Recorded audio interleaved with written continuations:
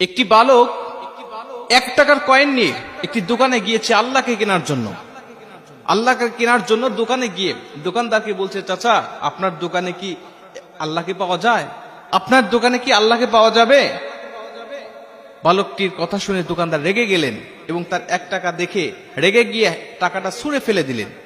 বালকটি মন খারাপ করে টাকাটা হাতে নিয়ে তিনি অন্য দোকানে আসলেন। এসে ডাক দিয়ে বলছেন আরেক দোকানদারকে, চাচা আপনার দোকানে কি 1 টাকা দিয়ে আল্লাহকে পাওয়া যাবে? দোকানদার বেশ কৌতূহলী হয়ে জিজ্ঞেস করলেন, বাবা তুমি আল্লাহকে কেন কিনতে যাচ্ছ 1 টাকা দিয়ে?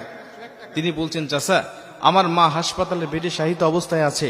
ডাক্তার বলেছে একমাত্র আল্লাহই পারে আমার মাকে বাঁচাতে, একমাত্র আল্লাহই পারে আমার মাকে বাঁচাতে। এজন্য আমি এসেছি, আমার কাছে শুধু 1 টাকাই আছে। এই 1 টাকা দিয়ে আল্লাহকে কেনার জন্য আমি আল্লাহকে নিয়ে আমার মায়ের কাছে নিয়ে যাব, তাহলে ডাক্তার বলেছে যে আমার মা সুস্থ হয়ে যাবে। দোকানদারের মাঝে বালকটি যখন